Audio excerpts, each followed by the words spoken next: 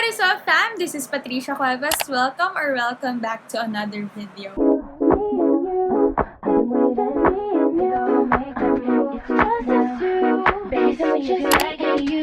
So for today's video, I've decided to share with you my nighttime skincare routine.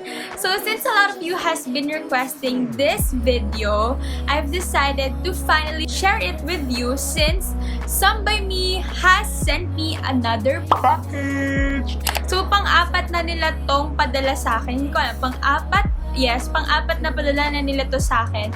I wanna share with you guys kung ano yung naging experience ko or kung naging effective ba siya sa akin. Kasi it's almost 1 month since nung pinadala nila to sa akin. And I've decided na before ko siya i-share sa inyo or magbigay ng review, I want to use the product first and share with you kung naging effective ba siya sa aking face. So without further ado, let's get into the video. So my skin type is combination and I have an even skin tone or discoloration. So for my makeup remover, I use Nivea Micellar Water Extra White. I love this because it doesn't strip my skin of its essential oils and it upsets the pH balance.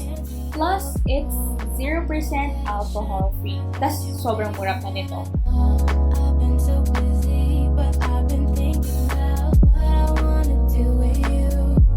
I know that my guys. For my cleanser, I use Neutrogena Visibly Clear Pink Grapefruit Wash. It smells divine and a little goes a long way. It helps clear up my acne spots as it contains salicylic acid and it leaves my face feeling smooth and clean. The only downside to this is that it is quite harsh on skin and can leave my face quite dry if I don't moisturize well. But I still love it and I'm on the second bottle. For my exfoliator, I use Loreal Pure Clay Exfoliating Gel, and I love this product so much because it's a cleanser and exfoliator in one. Every time I use this product, my face looks brighter and my skin feels soft and it cleanses my pores so well. It's good for daily use but I only exfoliate my face twice a week. So when I exfoliate my face, I focus more on my forehead, nose, and my chin. After exfoliating, I go straight to putting my L'Oreal Pure Clay Brightening Mask. I apply this mask twice a week, and what I love about this is that it leaves my skin feeling detox, clean, and bright after washing off. The only thing that bothers me is the fragrance. It doesn't irritate my skin but the smell is pretty strong. But I still love it because it works well for me. I leave it for 10 to 15 minutes after washing off.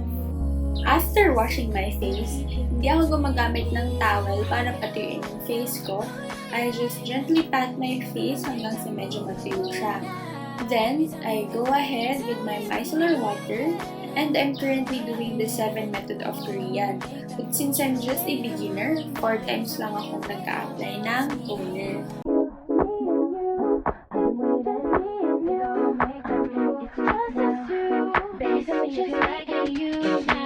So here we are with the Yuja Niacin 30 Days Brightening Starter Kit.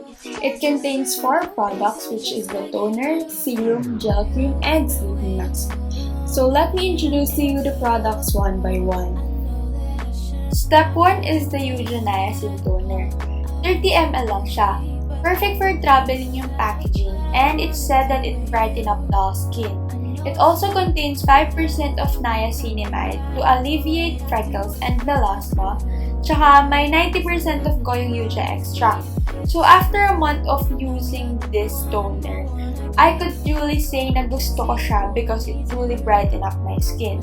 After using it, my face feels moisturized and fresh. Although it has a strong smell of lemon or orange, tolerable naman siya and hindi masakit sa ilong. Every night ko lang siyang ginagamit after the micellar water. Then 3 times ko siyang ina-apply sa face ko. So, after applying 3 times of the toner, makikita na sobrang bouncy ng skin ko. Step 2 is the Yuja Serum. 10 ml lang siya and itong sa akin paubos na. So, I think good for 1 to 2 months lang to kung katulad nyo kung matipid. And it said that it contains 82% of goyong Yuja extract and 5% of niacinamide. A clinical trial of improvement of dark spots, freckles, and melasma completed. I love the consistency of this serum kasi lightweight lang siya, plus it leaves your face looking fresh and dewy without any sticky feeling. I hate products that leaves your skin feeling sticky. It has the same strong smell with a toner. Hindi ko lang alam kung ako lang pero nakaka-addict yung smell niya. Get you right where you like it. I promise you like it. I swear just relax and let. Step 3 is this Yuja Gel Cream. 30 ml lang siya and it contains 90% of goyong Yuja extract. I love the refreshing moisturizing gel texture which quickly absorbs into skin. I love the packaging as well because it's tube type which can be used anywhere and anytime. Baby, tell me how you like it. It's me and you. So when applying a product, I always make sure to continuously pat on my face so it will quickly absorb into my skin. Me and you. I we just me and you. Make up. It's just us two. Next, I put on my eye cream from FX. What I love about this product is it contains niacinamide and it helps me to fight the puffiness every morning and brighten up my eyes. Been so busy, but I've been thinking about what I wanna do with you. I know that my guys have been talking about the way I do. Next is this Yuja Sleeping Mask. 20 grams lang siya and it contains 70% of goyong Yuja extract. It's an intensive brightening care while you sleep. Nung simula nang ginamit ko to, napansin ko every morning paggising ko, iba yung glow and it really improves my skin discoloration. It's non-sticky texture and it has no artificial chemical. I never forget to use this sleeping mask simula nung ginamit ko to because of the effectiveness that leaves my skin every time I use it. Lastly, I put on my Himalaya lip balm to keep my lips moisturized.